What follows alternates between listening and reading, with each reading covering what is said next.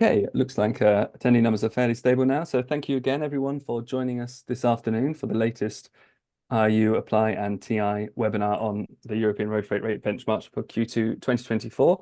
We're very pleased to see you all again and to have an opportunity to talk you through the very latest trends and developments in terms of the European road freight market, and of course, looking particularly at pricing and developments now. And obviously, this webinar in the middle of the year over the summer is always an interesting opportunity to take stock of developments over the first 6 months and look ahead to the second half of the year ahead. I think there's more optimism generally in the road freight market now. That's what we hear from shippers and carriers, really, in terms of demand picking up and the market returning to healthier operating conditions. But with that, obviously, comes a challenge of capacity again, and that sort of sets the tone for rate expectations for the period ahead, looking at those cost increases being passed on in a tighter supply environment. And again, so today we're going to be drilling into all of that. And we're also going to be looking at some of the supply side issues in a bit more detail, bringing you the latest from IRU on driver shortages, on tow price increases, and other significant regulatory changes which are affecting the market. Now, as ever, the presentation today will be about 30 minutes, and then we'll have a 10-minute Q&A session. So please do ask your questions on the Q&A tool via Zoom as the webinar goes on, and we will do our best to answer as many as we can at the end. We'll also, of course, be sending out a copy of the report and a recording of the webinar after this session, and Apply are also doing what they're calling a digital tote bag, where they're providing you with a few more details and goodies in relation to the report and webinar after the session. So you've got that to look forward to. So now I'll introduce myself and our panelists. So I am Michael Clover. I'm your host today. I'm TI's Head of Commercial Development. And Transport Intelligence, for those that don't know us, we're a provider of market research, intelligence, forecasts, and analysis for the road freight market. So if you need to know about how the market is changing and what the future looks like, please do come to us. We'll be very happy to discuss that with you. I'm also joined by my colleague, Nathaniel Donaldson, who's our data team lead and an economic analyst at Transport Intelligence, and who's responsible for a lot of the analysis and data that is presented in this report today. So thanks, Nathan, for joining us. Yeah, Michael, welcome. I'm also joined by Romain Mouton, who is from IRU, and will be providing his insights for us today. Romain, could I ask you please just to introduce yourself and IRU to anyone who may not know the organization already? Yes, hello, good afternoon, everyone. My name is Romain Mouton. I'm research manager in the strategic and market intelligence team in the IRU. IRU is a World Road Transport Organization. We are based in Geneva, and we represent the entire industry, bus, coach, truck, taxi, and drive the sustainable mobility of people and goods across the planet. I particularly work on tracking industry metrics and disseminating them to the world. I'm also the project manager of the Green Compact IO Decarbonization Project. It'll be a pleasure to be with you today. Thank you, Romain. And just before I introduce Thomas, I must also just read our disclaimer at the bottom here, which just says to remind you that all discussions and statements made by participants on commercially or strategically sensitive information may fall within the scope of competition law and be considered as unlawful. We invite you to refrain from sharing any information of such nature or entering into any such discussion, including during breaks.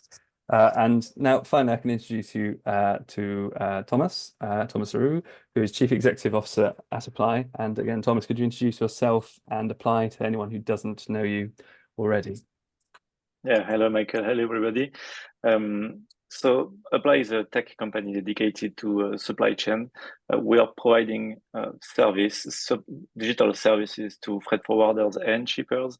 And one of the top services that we have today is mainly based on collecting data from shippers and from freight forwarders on all modes of transportation: air freight, ocean freight, and road transportation. And what we'll see today is dedicated to road transportation from direct invoices that we're collecting at Apply. Thanks, Thomas. Yes, and obviously Apply responsible for all the rates data that we're actually reviewing today. And Thomas will just briefly explain the methodology for that next. But also just to bring to your attention that we will be running a poll asking you your views on rate development over the next quarter. So please be prepared to answer that in a few slides' time. All right, Thomas, could you just give us a bit more background on the methodology you used to gather the data? Yeah, so it was the introduction. Let's say we do collect data We also have we provide a marketplace services, a kind of sourcing platform in which freight forwarders, shippers can be in contact with freight forwarders, and all these softwares that we have are collecting data, but what is important is that transactional data, in the sense that we are talking about real transports that happen at a specific time with all the characteristics of the transports. And this is what we are doing with a team of data specialists that is gathering data. And here we will have a look at all the index that you will see at FTL, full truckload data for general cargo with spots and contractual prices. We will have the split between the two, fuel included in the majority of time, and you will see sometimes that the fuel is excluded. And something that is important, that when you see in the graph a figure that is 100 or 200 something, it's usually an index, 100 base, it is written just in the source. And when you have the euro sign, it means that this is the price for, let's say, an average FTL general cargo that is going from this origin to this destination. Thanks, Thomas. Yes, absolutely. So we'll turn to our first content slide here, and this one is the European road freight benchmark, for which the report is named, looking at spot and contract rate development right across Europe, and giving you an overall picture of the development. And Nathan, can I ask you just to take us through the latest trend and what's driving this change? Yeah, sure. Thank you, Michael. So what we're seeing here, this picture is really reflective of what we're seeing on many lanes.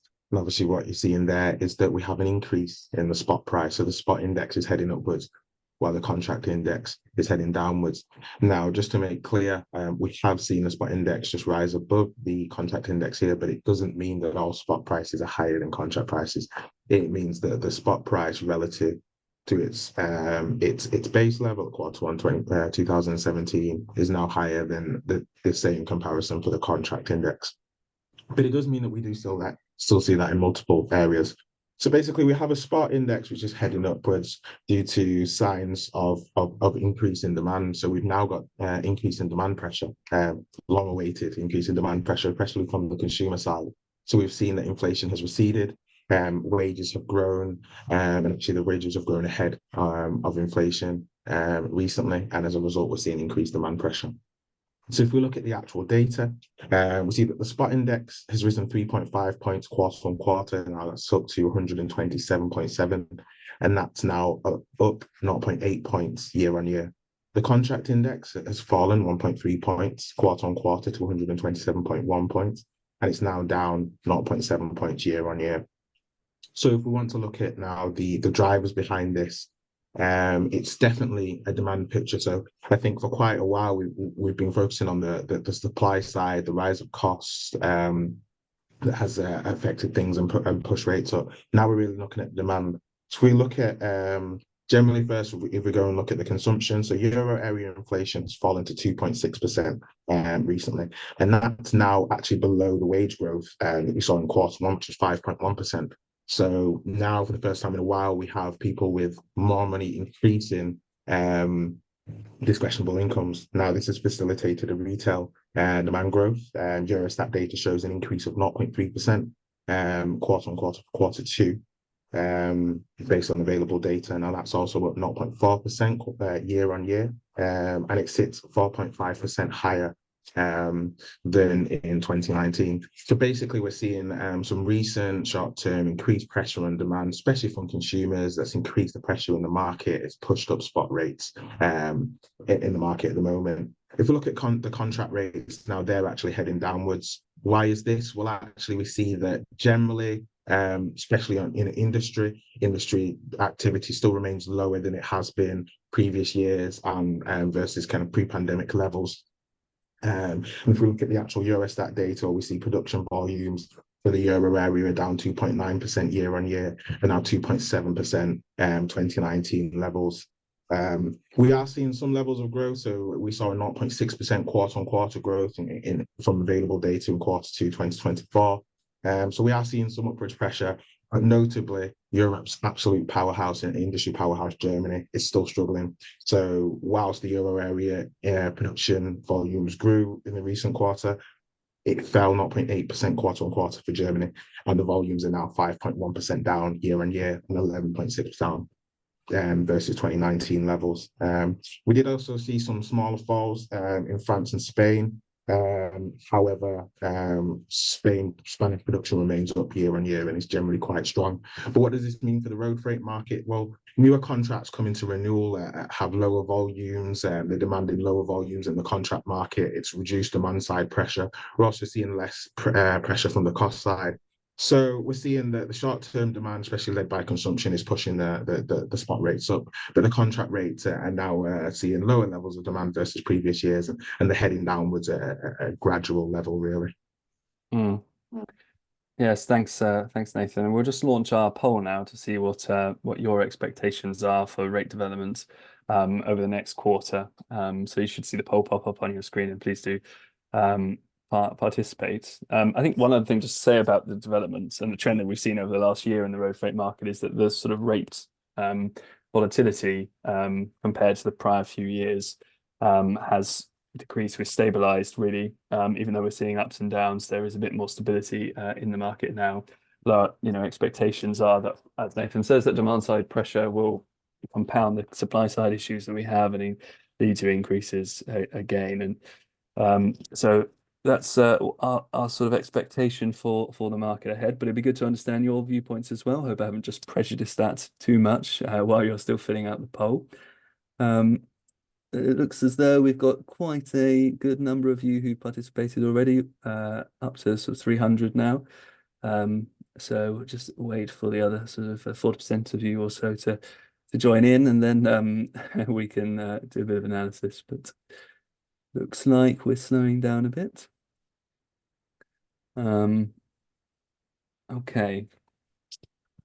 So I will close that poll, and we'll just present the answers for you now then, and we'll give a quick take on that once I share the results, which you should be able to see on your screen now. So you can see there's a bit of a trend there towards the slight increase there, or flat. What's your take on that, Thomas? Yeah, it's interesting to see that, in the sense that the poll that we ran last quarter was more in favor of they will remain flat. It was also some were putting slight increase, but it was more in the middle. Now we can see from the result of your poll, and this is what we were talking just also previously, and that we will explain during the webinar, that there is a kind of pressure on demand that is starting to pick again, to start again. So it can shows indeed with some difficulties also on the offer side, with difficulties from the companies, the carriers that have troubles, and some carriers that are being bankrupt, and all the driver shortage part that we will talk about. My view is that the slight increase, stable / slight increase for the quarter to come, or the quarter to come, plural, is, I think, a good guess. Yes. Fair enough. But thanks for that, Thomas. That brings us on to really on some of the supply side issues, because even though we can say demand is sort of driving the sort of current uptick we're expecting to see, it's important to remember also that the fact that those rates can be passed on or increased and costs passed on is all about the supply side as well, really. So we're going to start a few slides here on those issues, and Romain's going to start us off with diesel prices. If you'd give your view on these, Romain. Yes, thank you, Michael. So between April and June, we have observed a reduction of diesel prices at the pump to reach 1.07 euro, 1.07 euro per liter on average in the EU. That's 11% reduction. It was the lowest level since summer 2023. This decrease was mainly driven by crude oil prices reduction. And after the rises seen in Q1 2024, crude oil prices have been falling since April due to concerns about global economic and oil demand growth. For industrial activity and another mild winter reduced diesel consumption this year, particularly in Europe, where already a declining share of diesel car reducing consumption. Now, diesel prices increased afterwards, pushed by a rise of crude oil prices, with the EU average diesel price reaching 1.14 euro per liter in July. crude oil prices have been increasing since early June due to the extension of voluntary cuts announced by OPEC+. And according to forecasts, crude oil prices will continue rising in the coming months, having the same effect on diesel prices at the pump. Crude oil prices will reach $89 per barrel in the second half of this year, and that's $5 more compared to the first semester. The rise will continue up to $91 per barrel in Q1 2025. Other crude oil producers are set to compensate OPEC plus production reduction, but it could lead to inventory withdrawals in the meantime due to a growth of global consumption, supporting the crude oil prices increase. And to end on these prices, the market is expecting to return to more normalcy during the second semester of 2025. Thanks, Romain. Yes, so we've seen a sort of fall, but recently price going up again. If you look at the really recent data, so very interesting to see and good to understand where we're headed. And another projection really here as well. This time on the demand side, actually looking at volumes from IU. So if you just take us through the outlook here as well, please. Yes, Michael. So here the volume is given in ton kilometer, and it's an index. And according to IU forecast, road freight volumes in the EU will mildly improve this year in 2024. That's 0.4% growth compared to last year, reaching 1.91 trillion ton kilometers. And the reasons behind are a modest recovery of private consumption, having a 1.3% expecting growth this year compared to last year. Continue increases of wages and employment will sustain growth in disposable income in 2024, but private consumption expansion will be limited due to a further pickup in the saving rate. Now, growth of road freight demand is expecting to be stronger next year, with an increase of 1.6% versus 2024, thanks to a stronger growth of private consumption. And as a result, road freight volume will reach 1.94 trillion ton kilometers, exceeding 2022 levels. Continuous decline of inflation will support further growth of real disposable income, with real wages expecting to recover their 2021 levels. However, big uncertainties remain. Any development relating to the two currently ongoing wars and high geopolitical tension will have an impact, positive or negative, on global trade and energy markets. And EU central banks may also postpone interest rate cuts until the decline in services inflation. On the other hand, a decline in savings rates could stimulate consumption growth. Thanks, Romain. Yes, okay. So we'll move back on now to the supply side perspective, and in this case, we're looking at how the driver shortage is impacting companies, but in this case, quite interestingly, I think looking at different size organizations as well and how that impact maps onto them. So really interesting stuff. Could you just take us through it, please? Yes, Michael. And as a reminder, 233,000 truck drivers' jobs were unfilled in Europe last year. And according to our driver shortage 2024 first results, 48% of European companies expect to face more difficulties to fill truck driver position next year. And indeed, over 1/3 of truck drivers are 55 years old or older and will retire in the next 10 years, while only 5% of truck drivers are below 25. And as I've just said before, road freight demand is expecting to improve next year. And if no action is taken to improve the attractiveness of the profession and or to increase driver productivity, the truck driver gap will increase in the coming years and potentially put upward pressure on driver costs. Small companies are the most impacted, with about half of them facing very severe difficulties, while bigger companies are the least impacting. Given the low profit margin of the road freight operators, big trucking companies have more means to attract and retain drivers, such as creating programs to cover driver lessons and qualification costs, offering drivers flexible career paths, or providing comfortable cabins or equipment, as well as resting facilities at depots. Just for you to know, the survey is not closed yet, and I will share in a few minutes the link to if you are interested to answer it. Thanks, Romain. Yeah, really interesting. And looking at that different effect on different sized organizations is really important. When I think back to what Thomas was saying earlier about supply side issues, obviously with the smaller companies not being able to source drivers, that is going to have a big impact on subcontracting and actually being able to fulfill volumes. So yeah, really interesting to see. Okay, and then finally, the last slide, the supply side we've got is on the ongoing tolling developments. So if you could bring us up to speed with the latest changes, that would be great. Yes, and let me start with the Eurovignette, so the CO2 component on the toll. Germany continues to implement the directive on more vehicles, with trucks between 3.5 and 7.5 tons now facing fees since July. Recently, Sweden shared its plan for the introduction of the CO2 component in its tolling scheme, starting January of next year, with trucks above 12 tons. It will be extended to all trucks in March 2027. The toll increase is still unknown, but it is said to be first limited.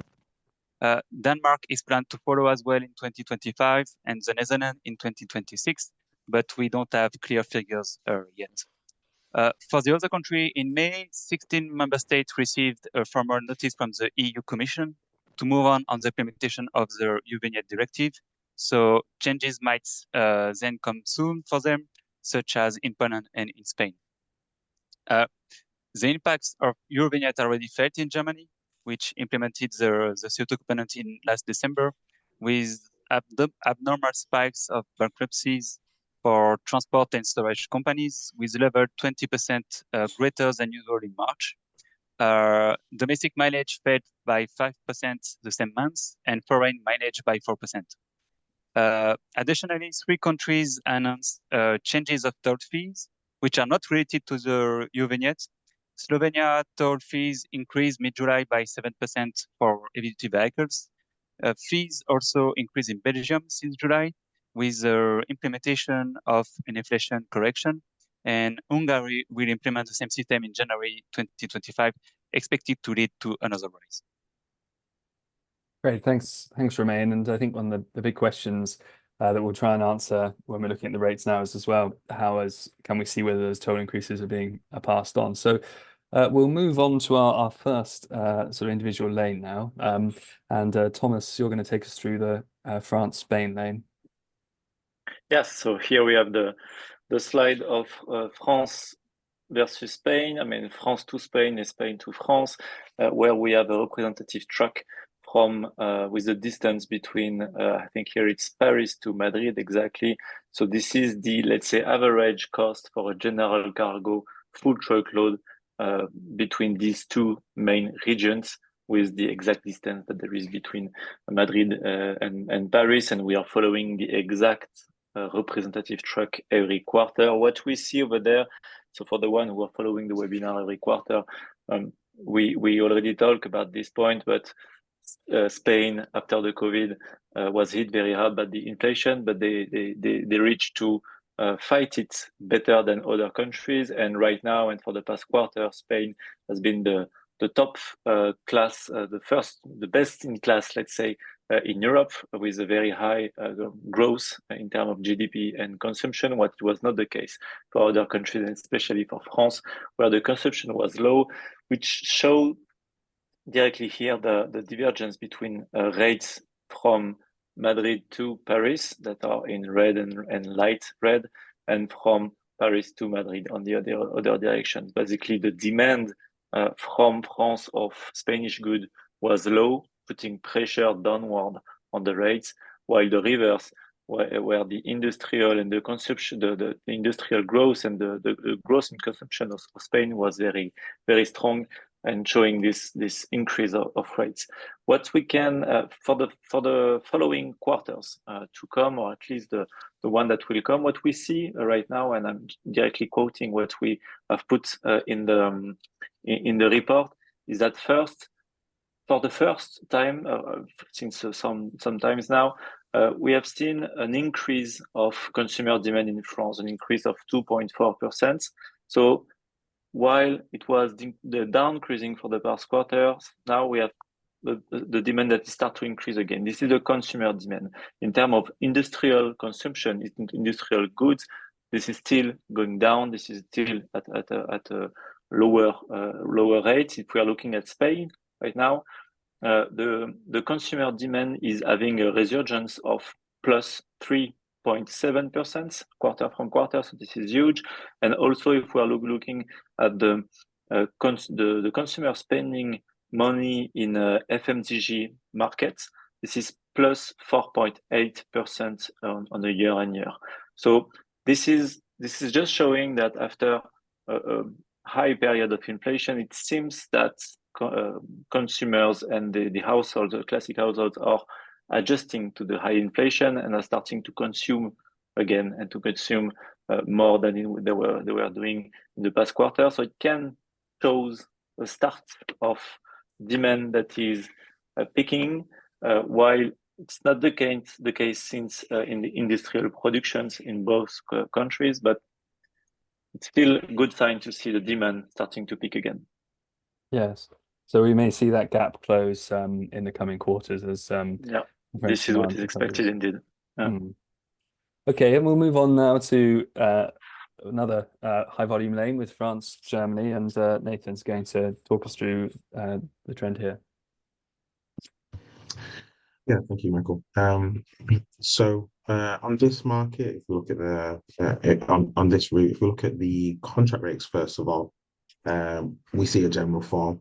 So they're down quarter on quarter, 1.4% on the head haul towards Lille, and then up in the opposite direction, they're down 2.3% quarter on quarter on the back haul towards Duisburg. If we look at the spot market now, after a big drop in the previous quarter, they've rebounded somewhat above the level 6 months ago when we're looking towards Lille. So that's thanks to a 6.7% increase quarter on quarter. On the back haul, the spot fell 0.5% quarter on quarter towards Duisburg.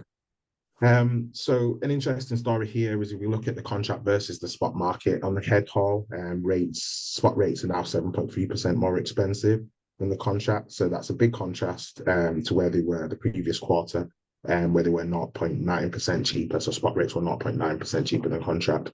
We look over on the back haul markets are actually diverging. So the spot market is now 16.6% more expensive than the contract. And that's as a result of falling contract rates and rather stable spot rates. Look at the demand pressures here. It's basically quite steady, signs of quite steady consumption demand from France into Lille for consumption, and production is slightly falling, but is more positive than Germany is. So it meant that from a more negative view last quarter, we've seen now a more positive view has allowed the rates to rebound just above the level that they were 6 months ago for the spot market. However, industrial production, as I mentioned, falling quarter on quarter in France is meaning that newer contracts are adding less pressure to the contract market on the head haul. On the back haul, we have consumption, which is rather stable, it's no longer being eroded. German consumers are no longer being eroded in terms of their spending, and total German consumption was up 1.2% quarter on quarter, and that's based on available quarterly data from the Statista. If we look at the contract market now, as that's fallen, actually, the rates on the contract market to Duisburg have fallen 6.4% over the previous 6 months, and now 11.3% below their peak in quarter 4 2022. This is a result of lower German production, lower volumes coming on new tenders, less pressure on the market, and we look at those longer contracts. So it's likely that it's still got some more to drop, as we've seen that in the most recent quarter, the production is still falling in Germany. So generally, we're seeing on this that there's still some falling that is possible, still some falls possible as we look at the contract rates. The spot rates are edging upwards, however, not as much towards Germany as Germany's still struggling a little bit all round. Thanks, Nathan. So in that data set, we don't really see the toll increase being carried over or passed on, but obviously lots of demand side factors influencing that as well.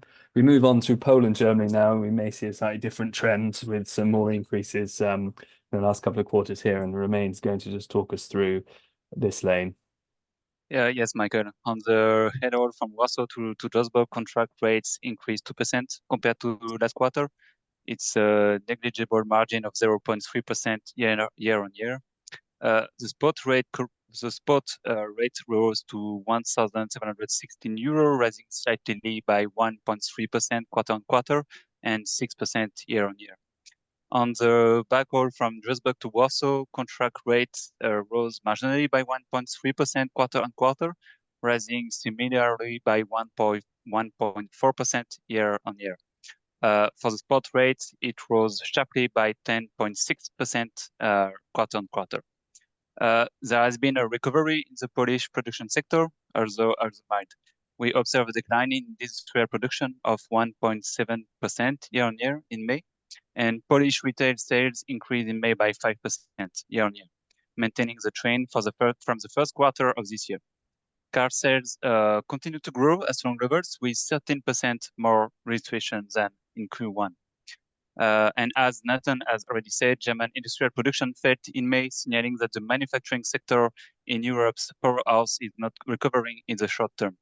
Moreover, German industrial orders dropped for the fifth consecutive month, 1.6% in May versus April. This could have further downward pressure on contract rates on this route. Operating costs are still rising in Poland, most significantly for labor and insurance costs, with an average increase of 4.7% quarter on quarter. Since the cost pressures are still prevalent on the headwall of this route, we expect them to have an upward pressure on both spot and contract rates in the coming months. Finally, strong wage growth in Germany might nudge a recovery in household consumption. However, the economy lackluster performance suggests that it's unlikely that we observe significant rate hikes this year along these routes, especially when considering Polish recovery being slow and steady. Okay, thank you, Romain. Well, we'll now move on to the next lane, which actually is looking at sort of demand on lanes to and from major ports. Nathan, I might have to ask you to be quite quick with these next two, just because we're already over time. But if you just take us through it quickly, that would be great. Sure. So generally, the story is that we're seeing export lanes falling. So we're seeing a big fall in the export contract, slight increase in the export spot. The import lanes, however, are rising. So we're seeing growth in the import lanes. Generally, the story is that the European continent is demanding a larger volume of imported goods, and this is coming through the ports and it's adding pressure. So if we look at the demand side, we're seeing that generally, based on the Dutch Bureau of Economic Analysis, total volume imports is about 5.1% below the 2023 levels. However, if we zoom in and we look at the data, we see that on average it grew 0.4% in the first 4 months of the year. That's in contrast to minus 0.3% the first 4 months of 2023 and 0% in the first 4 months of 2022. So we're seeing that in the short term, we're seeing growth, some added demand side pressure. However, similarly to what we've covered elsewhere, production is weak. The result is that we've got fewer exported goods. It's adding less pressure to the export rates, and we're seeing them fall. There's also one thing that's important here, which is the congestion. So at the ports, we're seeing congestion in May, which is up 44% versus January. So this is increasing the delays for trucks in the area, increasing costs, and then it's also taking capacity out of that, the market on routes between the ports. So it's tightening the market, and it's also adding some upward pressure to the spot market, which we're seeing here. Likely we'll see some more improvements and some added pressure to the import lanes. But we will have to see if we have continued delays and continued supply side pressures from the congestion at ports as well. Yeah, but good to see how the demand recovery is feeding through. And the next lane is Germany and Czech Republic. Take us through this one, Nathan.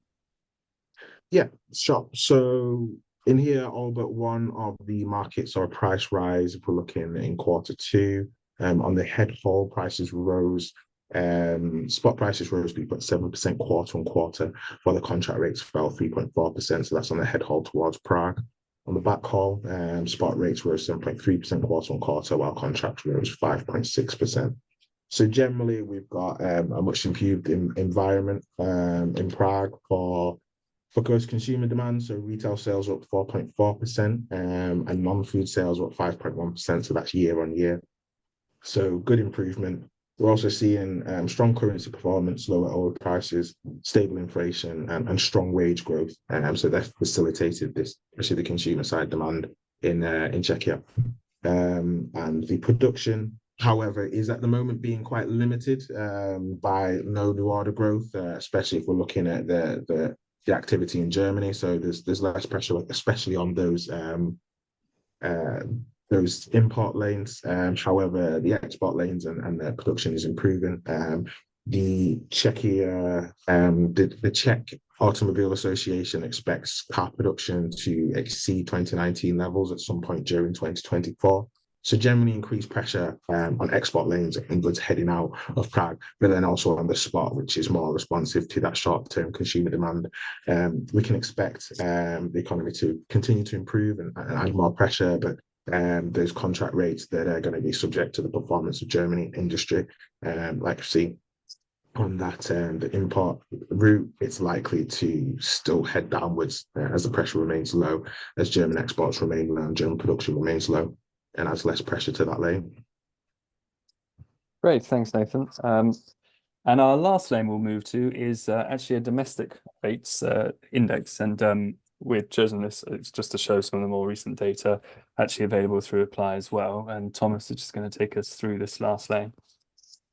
Yes, I will be quite quick on that. We have a full analysis on Italy domestic on the report, so please go into detail, see if you are specifically interested by this country. But very in a quick summary, we can see here, so it's a month-to-month analysis compared to the quarter that we had previously, where we have an index here. We see a drop on the last months, but if we are thinking about the last 3 months, it's quite stable it's stabilizing compared to the past quarters. If we're looking now more at the statistics and the market story that is behind that, something is quite struggling with Italy is that the Italian Statistic Institute shows that the industrial production index is going up, that the demand for consumer goods is going up also over the past in May 2024 compared to the previous months. But the Italian business confidence is not improving, and it's at the lowest points. It's been 7 months in a row that it is decreasing and decreasing. So we have here a situation where our expectation is that, like other countries in Europe, we might see in the following months an increase in demand that can put a bit more pressure on the demand. I mean, the demand will put a bit more pressure on the capacity and might see the price rising, because it was not the case over the past months. And in Italy, like in France or other countries, we have seen some capacities, and I see some comments in the chat on that, some available capacities on the spots, and the prices were at a quite reasonable level, let's say. Let's see if this will change with a rise in consumer demand. Thanks, Thomas. Very interesting. So let's then move on to our Q&A session. So thank you to all our panelists for their views and insights so far. But we're now trying to answer some of your questions, and I know quite a few of you have already asked them. So we'll try and deal with as many as we can. So let's take our first question. Yeah, so okay, we've got our first question here asking about transport companies in Eastern Europe having difficulties staying in business, and how do we see that affecting the transport market, especially as supply will be further limited by companies closing down. And Thomas, I can see you want to answer that one, so would you give us your view on that? Yeah, for sure. I mean, my view is I want to add something, because in the comments, the idea was that more and more transport companies in Eastern Europe are facing difficulties. This is the case also in the western part of Europe. We had some data on Spain, Italy, and France. And if I'm talking about France, the number of transport companies that have been bankrupt over the past months is at a very high level. many answers to that, many ways to explain it. One first is that companies that had some difficulties during the COVID crisis took some loans and now they need to pay it. And for certain companies, this is just not possible. We have seen also low demand with high amount of capacities available in the market. And for sure, for small companies, some of them were facing very high cost with a low demand and were not able to manage that. So this is really a question for the months to come.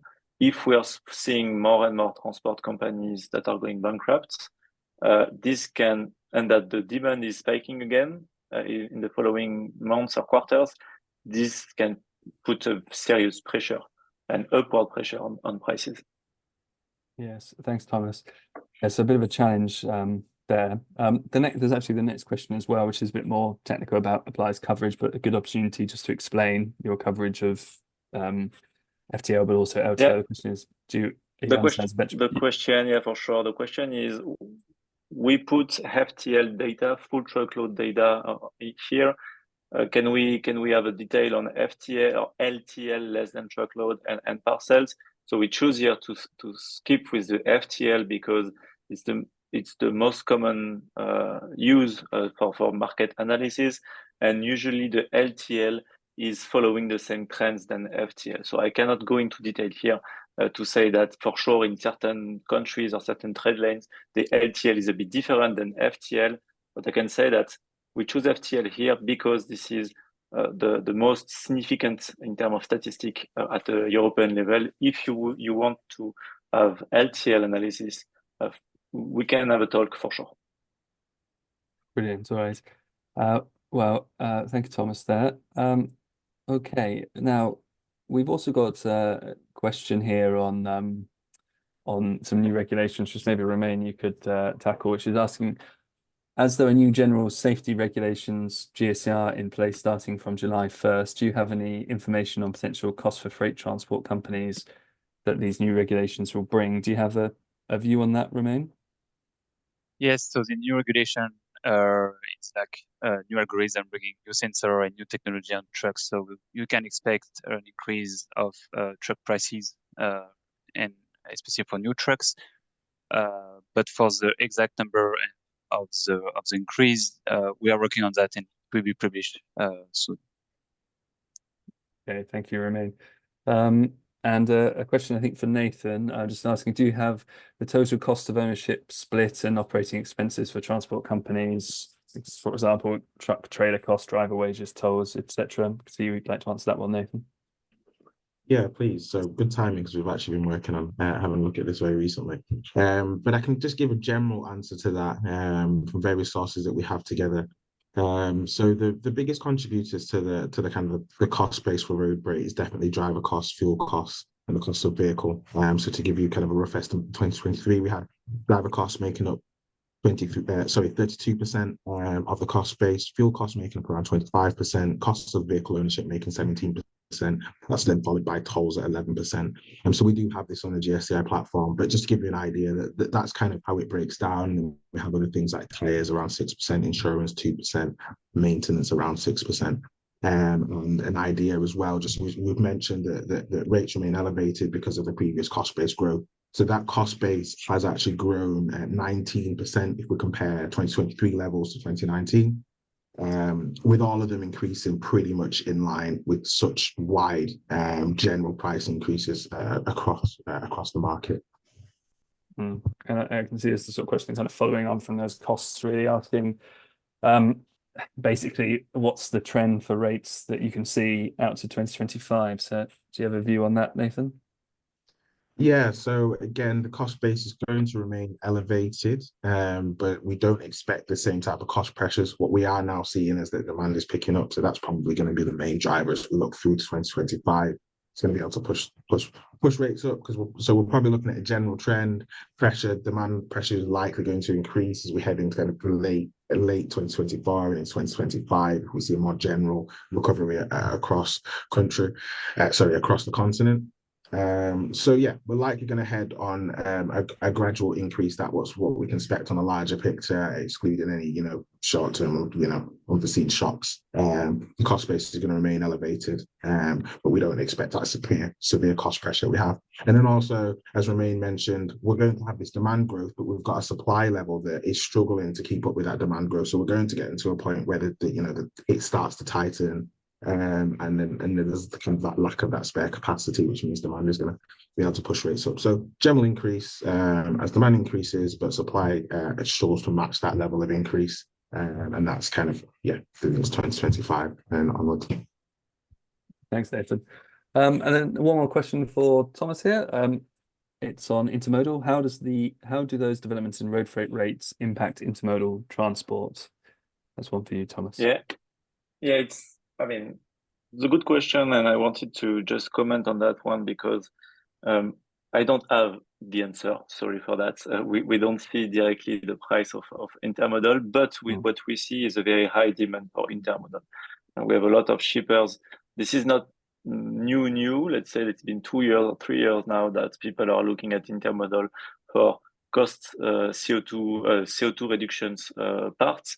And taking into account the ETA, the time of arrival, also the cost and everything. But it's been some months now, quarter, let's say, that a lot of shippers are asking and they want to test intermodal for certain type of transportation. The higher will be the rates for road transportation, the more it might be interesting to go in intermodal for the green part, let's say, because intermodal will still have, if we're talking about intermodal rail, for instance, there is still some constraints that are facing this kind of transportation. That's not the case with the rail, with the road. Thank you. Okay, and this is probably quite a technical question, Thomas, but just another attendee asking, per quarter are the same amount of shipments analyzed for each lane? So yes, so the answer is that we have a quarter from quarter. It depends on the number of shipments and new clients that are going to apply. The number of shipments is increasing, so one quarter to the other we have higher number of data, but the analysis is done all the time, everything equal, in the sense that we are looking at a representative truck, and if we have new data that are coming in, we control for this new data to don't have a specific effect due to new big players, for instance, that are coming on the market. Okay, thank you, Thomas. And can see a couple of other quick questions I can deal with quickly. Will we share a recording after the call? Yes, we will. So you'll get that after this. And another question there, just asking about coverage of sort of UK to France lanes.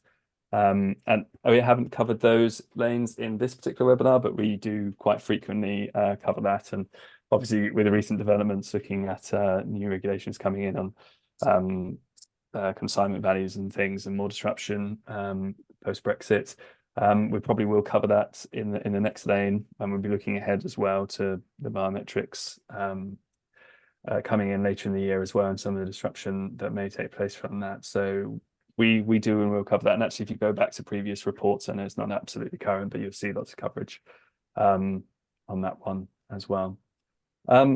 Right, I think we're nearly over time for the session overall, but we'll tackle just one more question, I think, just particularly on that question around how tolls are being passed on. I can see, Thomas, you've put your hand up to answer that one as well. Yeah, yes, just wanted to comment on that. Nathan talked about that, Romain also. So there are some insights on the fact that maybe it's just a correlation, but in Germany, the number of bankruptcy in terms of transportation companies is higher since the toll on shippers.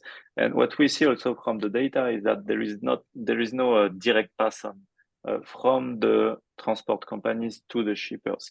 Why? I mean, and this is a quick analysis from December to today, up to today. Sorry. So we need more time to know exactly what is the exact pass on. Today, we don't see it directly in the data. It seems that transport companies take a part of this increase and the rest is to shippers, but as the demand was not here, over the past months. The pass on is not 100%. And there are also universities and research centers that are working right now on this analysis. So I think in the following months or quarters, we will have something quite robust in terms of statistics to see the impact. Thank you very much, Thomas. Yes, very interesting. And so that brings us to the end of our webinar today. So thank you very much, everybody, for joining us. It's always good to have so many attendees, 500 or so, joining us even in the summer.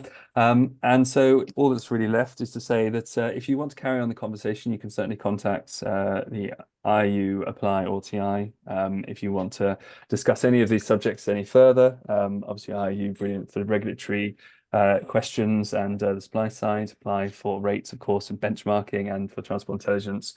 If you want to discuss the future trends and developments for the market, we'll be very happy to talk to you about that. And then I must say thank you very much to my panelists, Thomas, Romain, and Nathan, for joining us, and to you as well. And we'll see you next time. Goodbye.